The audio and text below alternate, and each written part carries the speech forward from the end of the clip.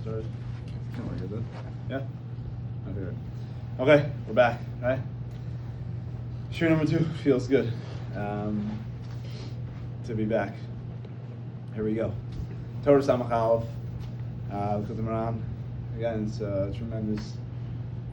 Always coming with a tremendous amount of anava, tremendous amount of humility to understand that the words that we're talking about, the words of the tzaddik, the words of Rabbi Nachman and Fegus and Aleinu, are words that, as much as they are 100% talking to us in our situation, they're not just they're not just meant for the people who officially categorize themselves as Breslov. They're not just for people who have physical payas and strime. It's the Rebbe Rabbi Nachman is for everyone, and is for everyone, and is talking to all of us in our zones right here, right now. And to think that every single thing that the Rebbe is saying, everything that he's communicating to us in this Torah, is for right now, for each of us, in every single second of our day, and is alive, and is equally applicable to all of us. And when we enter in with that das, that idea, enter in that headspace, you're receiving the Torah in a way that's alive. You're hungry, you're thirsting to see where it's going to really just fly into every area of my life. You're waiting for that moment where it lights up something, and we're not waiting, we seek it out. And of course, the spirit of this is the way to really marinate this and really knead the dough to get it ready to bake. But again, even just us, not just, but our kabura, just sitting together and learning the Torah and trying to understand a little bit, it is tremendous. And of course, obviously, as we really explained last week, that and really the whole theme of this Torah is when things go as planned. Let's put it that way. When things go as Chazal intended, that's what we're describing here. That's what we call lahosi mishpatein lor, like which we spoke about last time, and we'll rehash it now.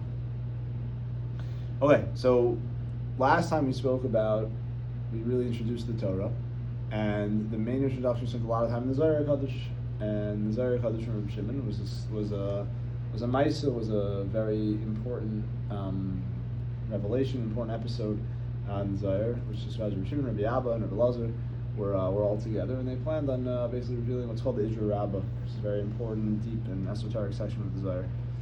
And they knew that they had to do this in order for the Torah to continue in the way that it needed to. Rabbi Shimon Bar Yochai's whole identity is kilos sheshachach mipi zaroi, that his promise is guaranteed based on the pasuk, is that the Torah will not be forgotten from Klal Yisrael. So Rabbi Shimon Bar Yochai is his whole essence, his whole metzius, his whole reality, his whole being is to perpetuate the Torah for Klal Yisrael, and through the Zohar Kadosh is how that happens. That's what Kedusha Torah is.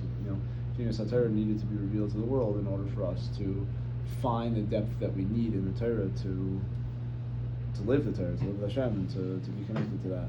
And without that, maybe the Torah would have been forgotten. It would have been forgotten, like the Chachamim and Yavne predicted. Smart, tremendous tzaddikim predicted.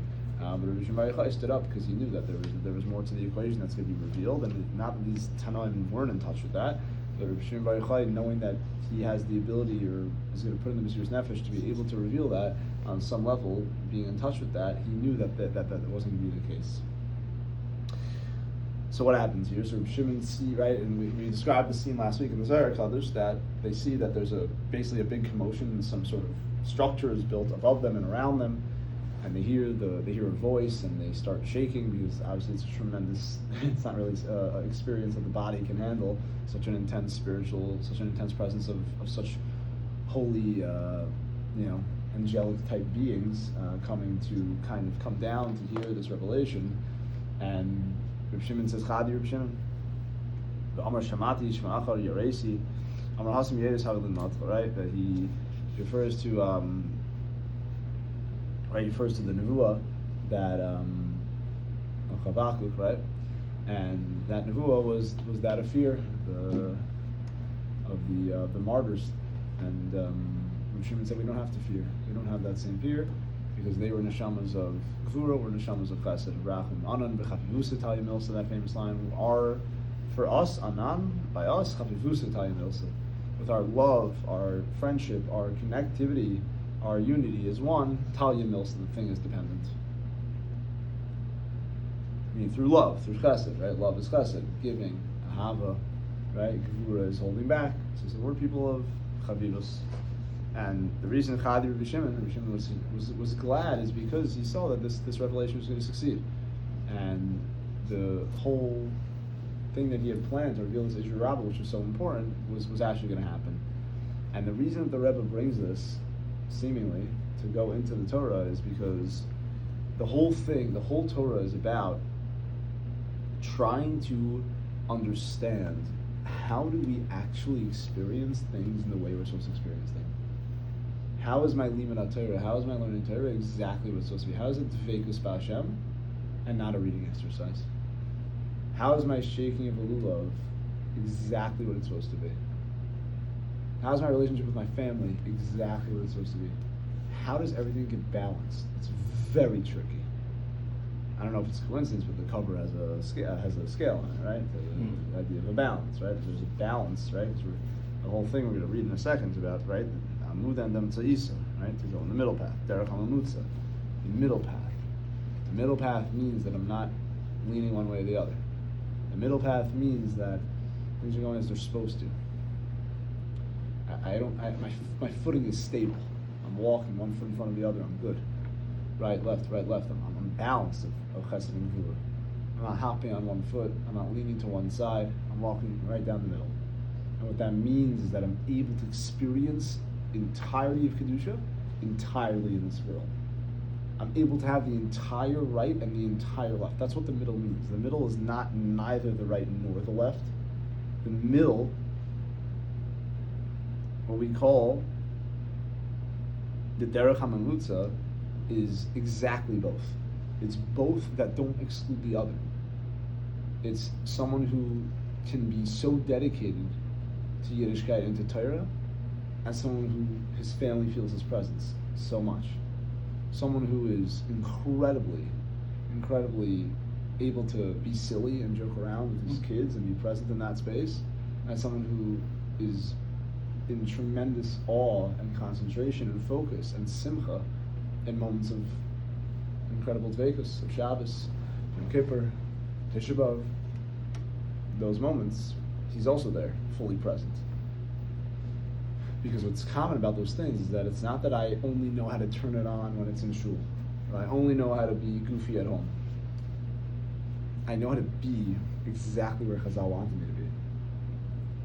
I don't play a game that's either ahava or gevura. I don't play a game that's my avodas Hashem is not only the right or only the left, and in those moments that demand me to bring out the right side, the side of totally into Yiras Shamayim and totally all about what we see as the external manifestation, the obvious manifestations of fulfillment of Hashem's commandments and davening and keeping halacha and all those, the more obviously external religious activities. And I'm not, and then, whenever those come up, I shine. And I'm not the opposite. It's not that I'm only in the non-classical, I'm in the non-structured avodas Hashem, that's where I shine. I shine in the kindness to other people. I shine in the being present with my, making sure I give proper attention to my wife when we speak. I'm making sure that the home is a place that's, it's both. I have room for others in my life. I know how to prioritize other people's time. I know how to give of myself. It's neither of those. It's both. It's everything. Because we don't want to do something because of that thing. We want to connect Hashem. We want to make it special. And automatically, the complexity that this world demands of us is that you're constantly playing this game. You're constantly asked to be both. And the vart is, you're not asked to do those things. We are asked to connect Hashem in this world, which is a very, very complicated thing. And sometimes we think that and this is the trick that the Yetzer Hara wants us to think, is that he wants us to pick one. He wants to have people who say, how can he be a Ben Torah if his midos or whatever, or his learning means nothing if his midos. Or people say he's a very nice guy, but he's not Shomer Shabbos. What does he have? Both of them are wrong, and both of them are right. Meaning, the guy who's the nicest guy in the world who never heard a fly but drives on Shabbos is missing something. He has something, but he's missing something. And the guy who's learning all day, but doesn't know how to talk to people, and he makes people feel uncomfortable when he gives them their time because he's trying to get back to some other thing that doesn't involve you. Again, they both have something, and they're both missing something. And the question that we have to ask ourselves in our own lives is, the things that I quote have, are they had because I just can naturally do well in that space? Or because I'm saying, where is Dveikus here? What's the direct path to exactly what Hashem intended through Chazal's interpretation, through the interpretation of the Tzaddikim, through the invitation of Rishon Bar Yochai, down to the Arizal. His Yortzeit tonight, by the way, so say that Elena. Should be in honor of his Yortzeit. Can't say enough about the Arizal. What he did for us. We don't even know. We don't even know what he did for us. We know he did something huge. Leave it at that. From Hashem himself to the Torah, to the Gemara, Rishon Bar Yochai, the Arizal, Baal Shem, down to Rabbeinu, Rabbi Nachman, all the other tzaddikim, Talmidei Baal Shem Tov. They're trying to show us how to not have a game that's going to be game in, game out. That a game that demands, the martial order in sports, a game that you're playing a team that plays a zone, so we know we're really good against the zone. When a team goes man to man, it's, no, we know our game. It doesn't matter who we're playing against. We know our game. We know we know how to put the ball in the hoop. That's it. We know how to score. We know how to get to the rim. We know how to play D. Doesn't matter who we're playing. We have our game, and it's going to work every single time. That's a position. Not that when we play a team, when it's a situation, I know how to learn. Learning, I know. Learning, I can do. But I can't, give to my family with Yishuv Adas for an entire Sunday. Right? But I can learn for 6 hours straight. If I care. I love spending time with the family, but I don't have the patience to sit through a shiur. Again, of course there's steps, and of course there's millions and infinite levels, and it could be, of course, that someone is with their family Lishma, and they actually do have a hard time learning. But again, to understand that that's not, we're off, and that's fine. That's why we're here.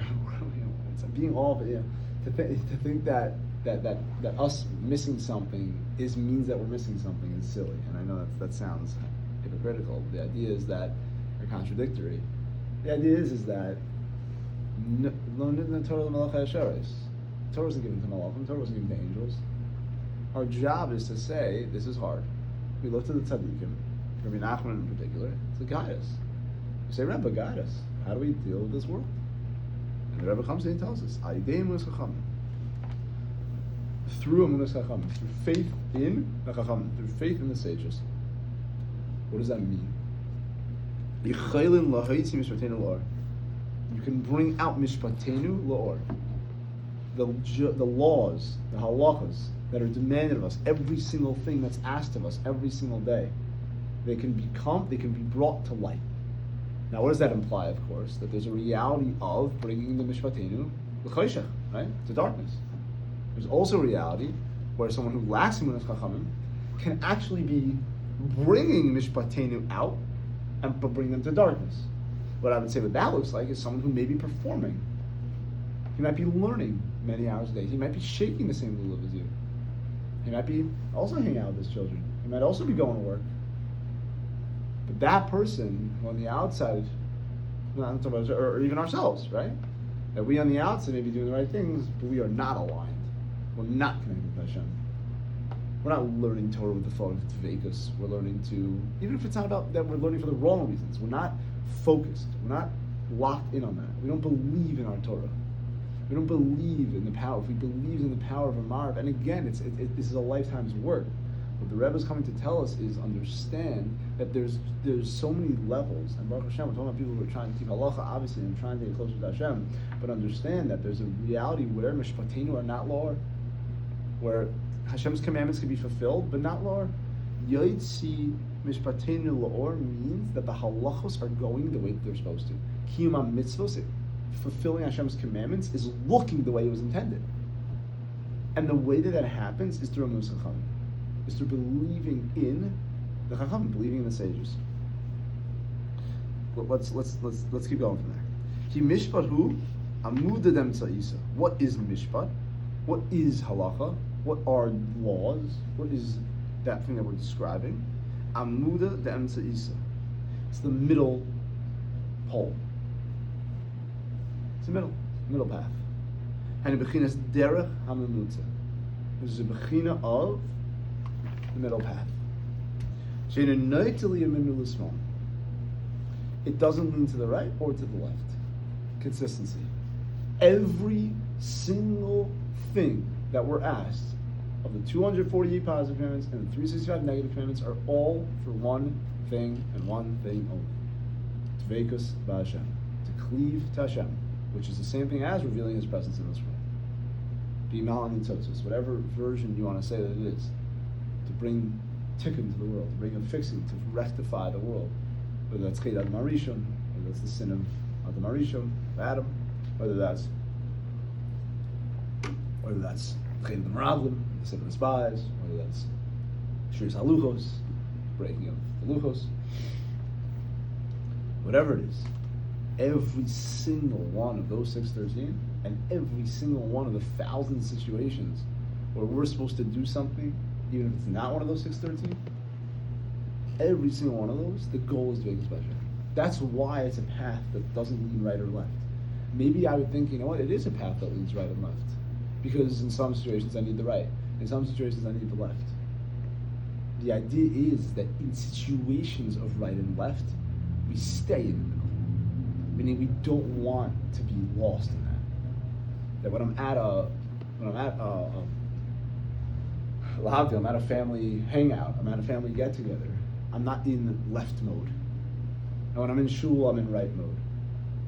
When I'm at every single thing I do, from an Asher Yotzar in my house when no one else is home, to Ne'ilah on Yom Kippur, to cleaning a diaper, and washing feces off your hand after you clean a diaper, it doesn't go the way you planned it to. We've all been there. That every single one of those is a moment where I'm on the middle path. The middle path means everything that I'm doing is intentionally connected to the Veikus B'Hashem. And the word is that that's not creating something. This is the key. That's not creating something. That's execution on something that's supposed to already happen. That's already built in. We don't need to make lulav Veikus. We don't need to make Shabbos Kadosh. We don't need to make spending time with family something holy. We don't need to make going to work and earning a parnasa something holy. All of those things are already built into every single one of those things is built in a path to Tveikus. That is the Derech HaMamutza. How do we find that? What does that mean? What does it look like? Who shows me that? That's in Emunus Chachamim. And Emunus Chachamim is Chazal and the Tzaddikim and Rabbi Nachman showing us in each of those situations how to find that Tveikus that is there. If we come thinking that we need to create Dveikus in situations, that's a task that we're not cut out to handle, and that's why it's not asked of us. What we're asked to do is have Emunus Chachamim. What we're asked to do is believe in that and ask for that Dveikus. Ask for that path.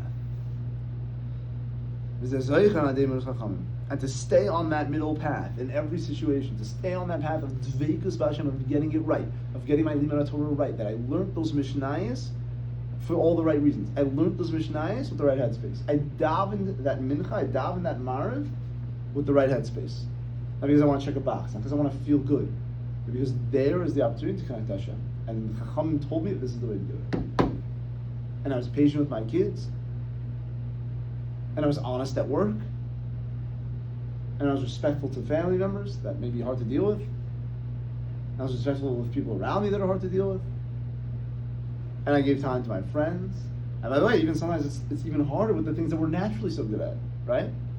Maybe you're someone who's naturally a nice guy. Now you have to make that something that's not because that's how Hashem made you b'tiva. You do that because it's Ve'kus B'Hashem. Higher levels, eating. Are we eating for the right reasons? And again, there's so many levels of that, and that's a frustrating thing to think about. Like, wow, like there's a lot already there. With kashrus and halacha, and obviously people in different stages in this room and in the shul in general and in the whole world. But again, it's something to understand that there's that there too, and just that thought alone goes a long way. That Hashem, I know that there's a way to do this, even this, in the holiest way. It doesn't mean to not enjoy the food, but it means that there's a way, and whether that's thinking about the fact that this is fuel for me to do what I need to do. This is the fuel that I need to not be thinking about. I eat so that I don't think about eating, right? Spend the whole day thinking about food. You can just eat food. I'll tell you a mashal. Someone I know, I'll try to give the details as vague as possible. Someone I know told me that he that when he was him and his chavra, when they were in yeshiva, were trying to decide what to do. A very, very, very, very bright group of people, very intelligent people, very committed from people, in a real yeshiva. And they were thinking about what they were debating, going to learning or going to work, right? Staying and learning, staying in kollel, or going to work. And the logic that they had was that I don't want to spend my whole life thinking about money. So you think the end of that sentence would mean, so they all stayed in learning. They said the opposite. I don't want to spend a whole day thinking about money, so I'm going to go to work, make a lot of money, so I don't have to think about it. And again, happened to have worked out for that chevra, but the point was that the irony is that sometimes, again, the kol, and this happened ripping the kol life, chas v'shalom, obviously it's tremendous serious nefesh, but this chevra, they felt that they don't want to spend their whole life trying to figure out how to make ends meet, albeit while learning. And that's a challenge that other people heroically take on, and that's the only reason we have all of that Kedusha and Klal Yisrael, is because thousands of people, Baruch Hashem, and Moshe Nefesh, to do that here at Yisrael. I have plenty of friends that Moshe Nefesh to do that. It's a tremendous thing. The idea that he was tapping into is that I can either, I can not. That's the point, that we can, if you want to, if you're spending your whole day hungry, just eat, and then you won't think about it, right? So again, it's like every single thing that we do has a derech hamamutza. That's the first step. Even just believing that, before we get to, what is that derech hamamutza? What is that middle path? What is that path that's Vegas? We're asking the Rebbe, tell us, what is that middle path? What is the middle path in giving at bath time? What's the Vegas at bath time with the kids? What's my Vegas at work? What's my Vegas at my doctor's appointment? Before we get to that thought alone can go so far. That I'm sitting waiting for a doctor's appointment. I'm sitting waiting for a prescription, for them to bring it from behind the counter. There's a dveikus here. It's a crazy thought. People will think you're a lunatic. You're a lunatic for the Eibishter. Mm-hmm. It's a very, very good thing to be. A madman for Hashem. That's what you are. You're saying, Hashem, I'm acknowledging you exist in everything. I know that in Oid Milvad, that there's nothing in this world besides you. And the pills that I'm going to get picked up from the guy behind the counter. There's something in Dveikus that's here. I don't need to even know what it is, although we're going to find out. We're going to try with the help of the tzaddikim. That's the axiomatic point. But the reason that I know that, just acknowledging that itself, we've jumped miles. We've jumped thousands of miles to just walk in with the humility to know nothing is Dveikusless. Every single thing I do, there's a path of Dveikus that's exactly the same as Nilan Yom Kippur. It's exactly the same as Tkiyah Sheikh. It's exactly the same as any of the holiest moments of our life that are so visually obviously holy. Every other thing is equally as holy. And there's a path that's right there. A derech hamamutza. Not yamin, not small, right away. And that only happens in the Moshe Chacham. And it sounds maybe funny, right? Moshe Chacham, what does it really mean? What's very ironic is that at the most intimate moment that we have with Hashem on a daily basis, Shemona Esrei, right? For sure. It's Atzilus, it's the highest part of Tefillah. But what is one of the first things you do? We just did it. Zoicher chasdei avos. Remember the kindness of the avos. And first thing we call Hashem. Say Avram, okay, Yitzchak, okay, Yaakov. You got Avram, you got Yitzchak, you got Yaakov. Zoicher chasdei avos. Remember the chesed of the forefathers. That's a very, very early mention. And you know you'll get sometimes for us who like to go to Kvarim, and us Jews, we're Jews, we like to go to Kvarim. We learned the hard way how important that is from college and Yeshua. College specifically. Yeshua went to a live town. We've learned the hard way how important it is to go to Kvarim. Still, people don't get it. Again, as Rebbe Mine likes to point out, 10 out of 12 missed it. So it's not so crazy that, it's less than 10% people understanding, right? I'm off on that math, but it's okay. Only 2 out of 12 got it, right? So if people are still not getting it, it's okay. 10 Meraglim also messed up.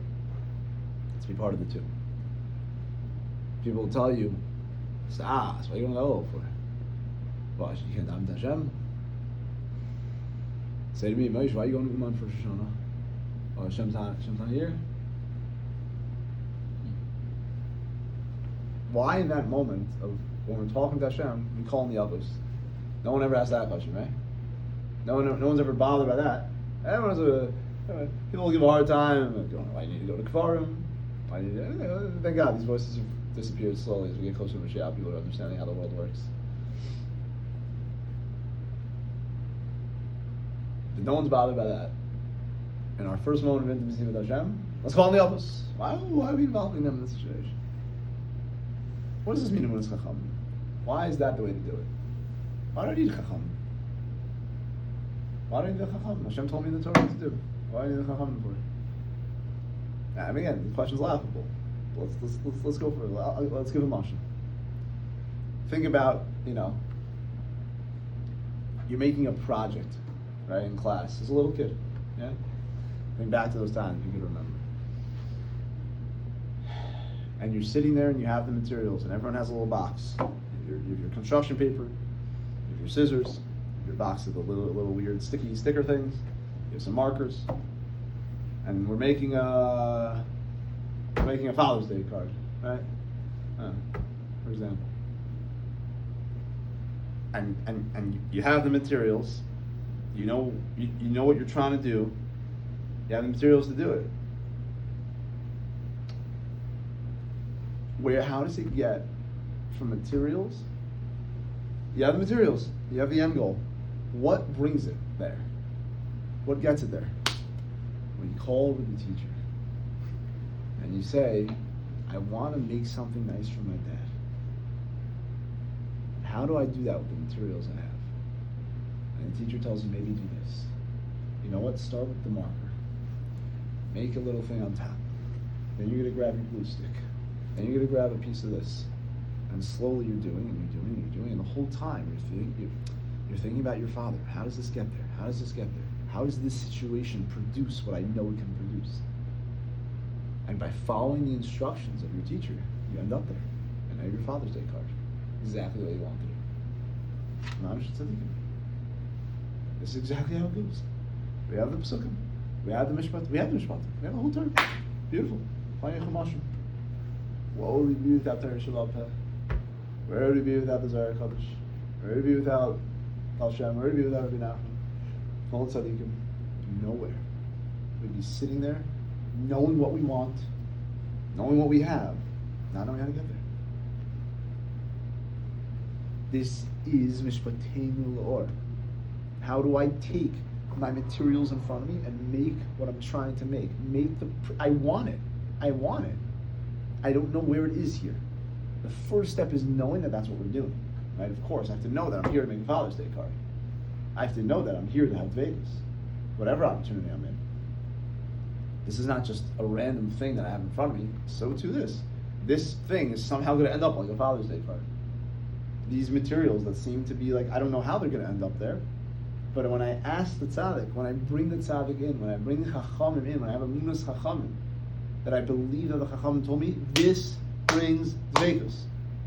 That idea, that knowledge, that belief, that fundamental idea, tapping into that das, tapping into that consciousness, that headspace, allows the gates to open. those gates start with the Emunas Chachamim. They also end with the Emunas Chachamim. Again, there's a lot in between, but the first step that when we're entering into this Torah is to understand that that's the thing that is just mechanical. That's mechanical. Just starting to train ourselves to ask ourselves, that is Emunas Chachamim.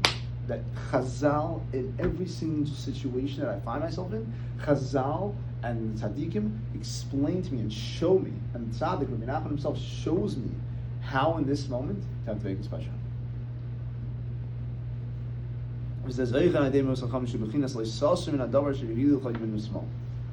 this happens through Emunas Chachamim. Staying on that middle path, finding the Dveikus in every situation, comes through Emunas Chachamim, which is an aspect of the Yisasur min hadavar shegiducha Emunas Shmo. Don't veer, don't deviate from the thing that I'm telling you, right or left.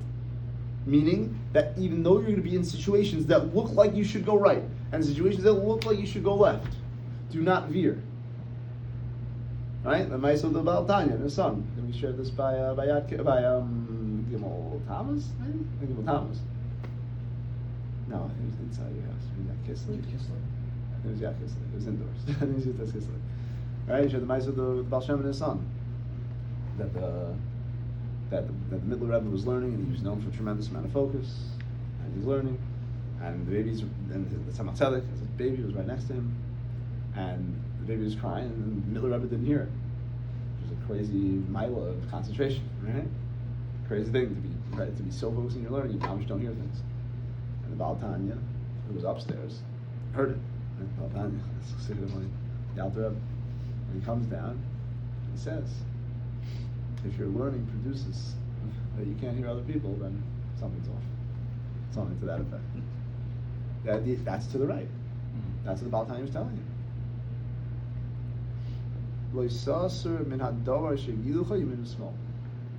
The thing that you're being told, don't go right or left. That's the challenge, though, is because it looks like I'm supposed to go right here. It looks like I'm supposed to go left here. It looks like in this chill, in this environment with my family, a halacha is supposed to have a little bit more flexibility. And maybe this isn't the moment to put my foot down or ask for an halacha. Then we're going left. Because the situation's screaming, go left. And a situation where I had an idea to learn, I'm interrupted by some familial need, I'm interrupted by something from work, that's telling me, stay right, stay right, stay right. And what did the Chachamim tell you? Do not deviate from that thing we're telling you. What is the thing we're telling you? There's Dveikus here. You don't need to lean in. That's the mistake. The reason we would think that I can't put my foot down in halacha is because I don't think that there's an avenue to do that here. The reason that I think that I can't heed to the need of a family member, the need of a business call in a moment where I was supposed to be learning is because I don't think there's Dveikus there. What the Rebbe is hinting to us in this pasuk, not hinting us, telling us,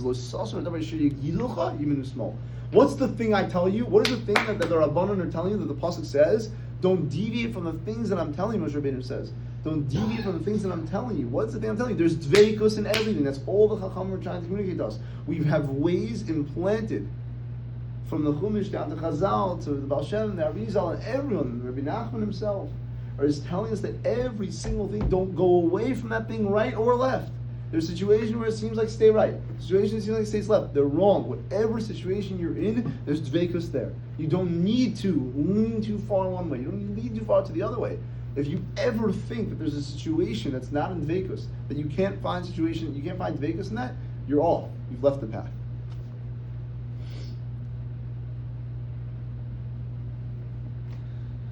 And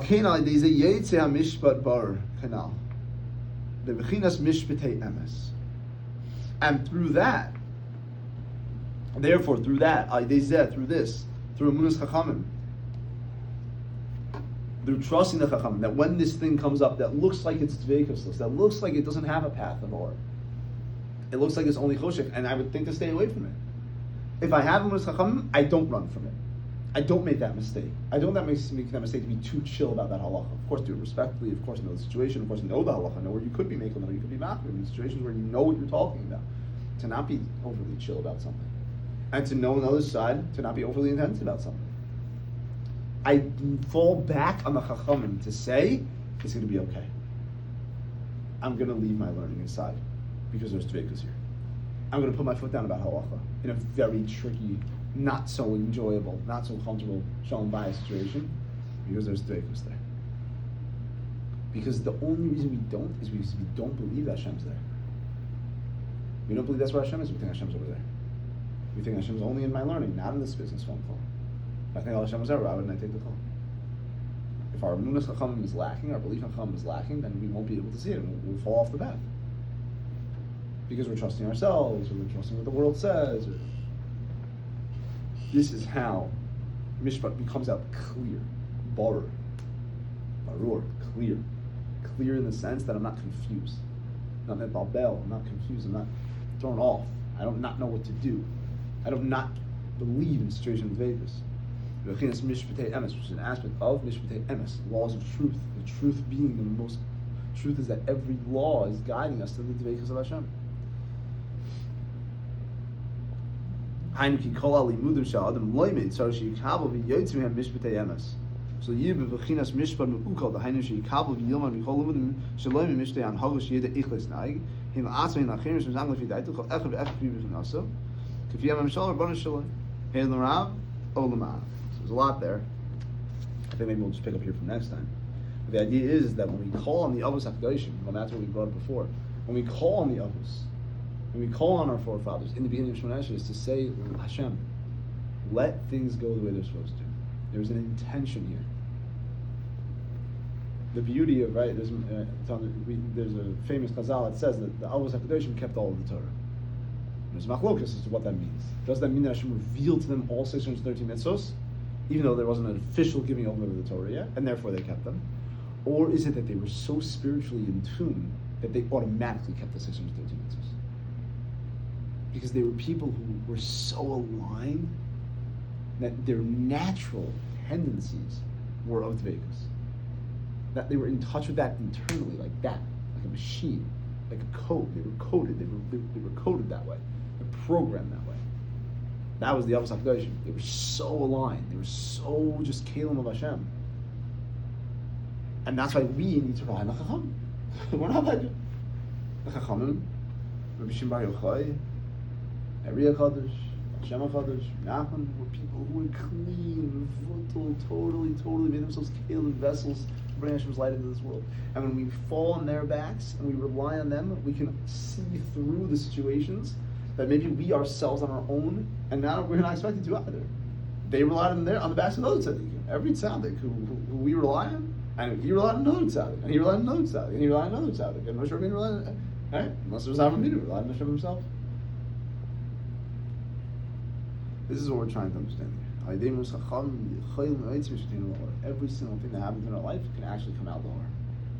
And what we're going to slowly see is understand that our limudim, when we understand the halacha, it should come out a certain way.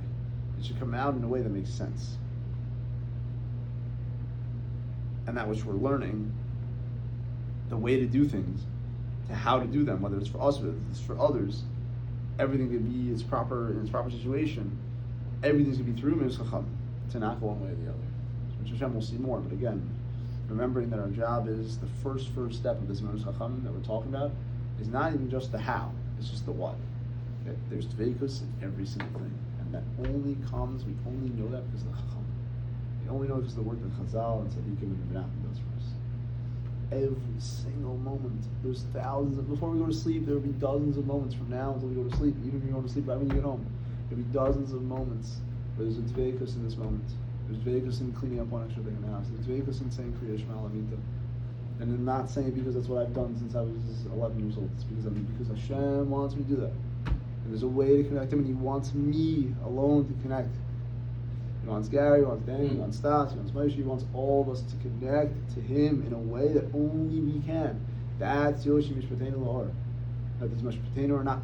Choshech. We all know, unfortunately, we experience the choshech of halacha all the time. It's not always sweet. We don't always love it. Sometimes we're soldiering, and soldiering is good. It's healthy. It's Yer Shemaim also. It's having vura, the right amount. But again, we want everything to be with simcha. We want everything to be full of tveikus. We want to see that tveikus. Hashem, through the das of the Rebbe about the das of tzaddikim, we'll slowly find our way. We'll slowly be Yotzi Mishateinu L'Or. Until next time.